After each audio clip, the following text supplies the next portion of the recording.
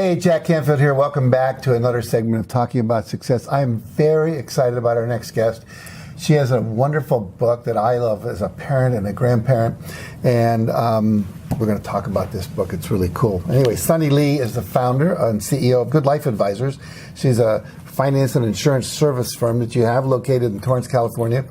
And for the last 10 years, she's spoken to over 30,000 people around the world about the importance of financial literacy and teaching kids money mastery.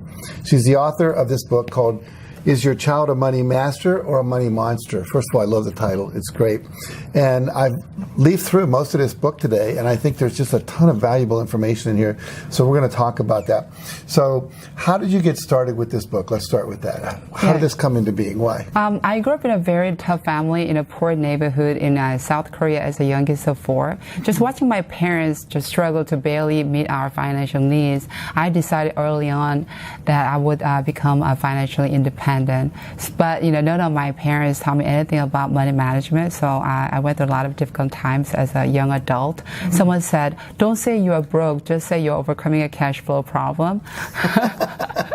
Well, I was broke and broken at the same time, and it took many years for me to be where I am, a place where I feel more joyful, abundant, and happy. Mm-hmm. And because of my childhood upbringing, when I became a mother to my twin boys, Jason and Matthew, I wanted to teach them financial responsibility as early as possible. So I began their money education when they were just 2 years old.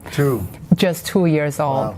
Wow. And ever since then, they became very, very conscious about money spending, and they've been a really good student of money mastery. Cool. So when you say money monsters or money masters, define what you mean by that. Yes, money masters, money monsters created through what we are taught. First, money masters are not the ones who know everything about money or who have PhD in finance or economics, but just like they're ordinary people like me who just we can see in a day-to-day life, who understand the value of money, what it takes to get it, and how to earn, save, invest, and share wisely with other people.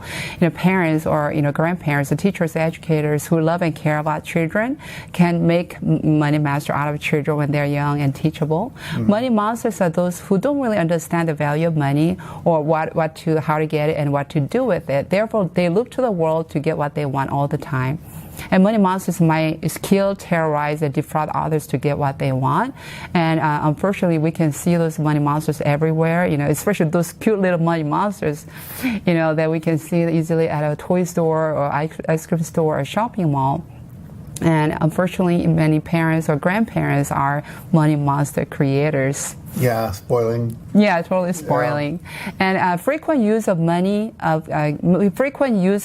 gifts by affluent parents as a substitute for their quality time with the children can create money monsters. And stories of lavish and outlandish spending of children, rich and famous, are constant headline news. But just, in actuality, money monsters come from families across all financial spectrums, and parents of every income bracket are guilty of this. But we can definitely reverse this phenomenon. We can resolve this issue if we can work together to educate and teach our children about this important topic at a young age. We can actually create a world of money masters together. Cool. Now you have in your book the 7 habit system for creating money masters, and I love it, by the way. And so describe what you mean by that, and then let's talk about a couple of them. Yeah, so habit number 1 is to develop a money master mindset. Habit number 2 is to start saving early. Yeah. Habit number 3 is to create reminders, routines, and rewards. Yeah. Habit number 4 is to set high goals through expectations. Habit number 5 is to learn personal finance by playing. And habit number 6 is to go experience the real world. Yeah. And habit number 7 is to give back and share the love. I want to talk about the first habit, habit number 1, which is to develop a money master mindset. I believe that children are so much smarter than we think. They soak up knowledge, behaviors, and thinking paradigms from people around us, for example, parents, grandparents, the teachers, mentors, or educators in their lives. And they watch them them and copy them. So mastery of anything first begins with our thoughts and minds. So children, when they are constantly exposed to negative things about money, like money doesn't grow on trees, or Right. money is the root of all evils, or rich people are bad because they take advantage of innocent people, or money is dirty, things like that. Or what about this one, if you feel like no one cares about you, try missing a couple of payments. Things like that. You can develop a very negative view of money, which in turn can create poor money habits that will result in creating money monsters. I heard one time Zig Ziglar put it this way: most people don't have money because they don't understand it. They talk about this cold hard cash, but it's neither cold nor hard. It smells good, it feels good, and it's color coordinated to go with any color that you might be wearing. So we can talk about money like that, but most important thing is to really walk our talk, because children don't listen to adults, but they imitate us all the time. So if we want them to become money masters, then we need to become money masters first, especially first in our mindset. So I call it money master mindset. In your word, millionaire mindset. So you start with the habit. Very good. Now, one habit I know you talk about is saving, and you have these little banks. I love this. This is a little bear, I think. And It's Piggy now. it's a piggy. Okay, it's a piggy. It's a piggy or a bear, whatever you want it to be. But I love it. And you have the kids. You had your children, I think, very young. You were giving them an allowance. Yes. And you asked them to tithe 10%, and then take 50% to spend on things they wanted, and 50% of what was left to put in here, right? Mm-hmm. And what I liked about it was you said that the bank should be small so it fills up fairly quickly, so the kids see that there's an actual thing. And then once the bank fills up, what happens then? Once the bank fills up, you take them to local bank and have them meet the bankers or advisors in person and show them the step-by-step process of what it means to really take care of the money, how to manage it and invest it wisely. So you can work with the bankers or advisors personally, about this important mission to really help them to become money masters. For example, my kids, they pick their bank in the local community. So they got to pick the bank? Yeah, they picked the bank, and then I talked to the bankers before I took them to the local bank. I told them, what I'm about, what my intention is about this whole process.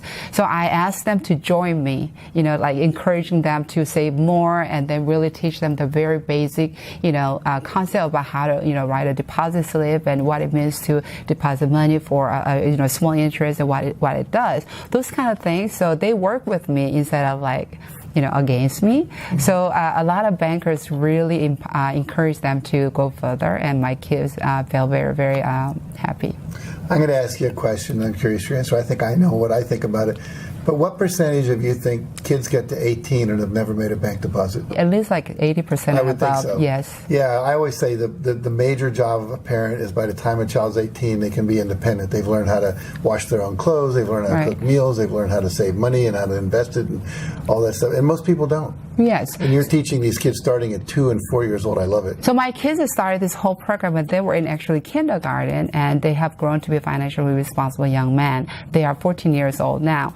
The great thing is they don't ask for money or things to buy, or they don't ask me to take them to places, because first of all, they know my answer. It's either no, or okay, then what are you willing to do to earn the money or reward? Mm-hmm. And also because they have their own money they worked really hard for. They have their investment account, they have emergency funds and checking account and things like that, most of which they funded and help manage with my help. And in a few years, they are going to go to college. They both want to be a doctor. So we are very clear who is not going to pay for their college expense, because mm-hmm. they go self-fund it. That's beautiful. Yes. That's very, very cool. If you were to say one thing to all the parents who are out there watching about money mastery, and you as a parent and the financial literacy that you want to have your kids grow up with, what would be your main message? The message is this. I believe that we parents are the greatest role model and the most influential teachers in our children's life. Mm-hmm. Some parents, when it comes to financial responsibility, teaching financial responsibility, they feel like they are inadequate or unworthy to teach them about it, let alone anything about personal finance, because they feel like they don't know the subject well, or they feel like they didn't study finance or don't work in the financial industry. Therefore, they automatically disqualify themselves.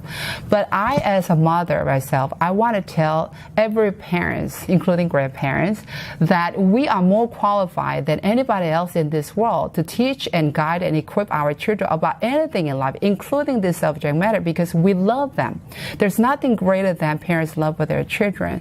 So we get to be really confident about teaching our kids about this financial responsibility and start early, because if we are very consistent with our system and reward program and things like that, our kids will respond to our love.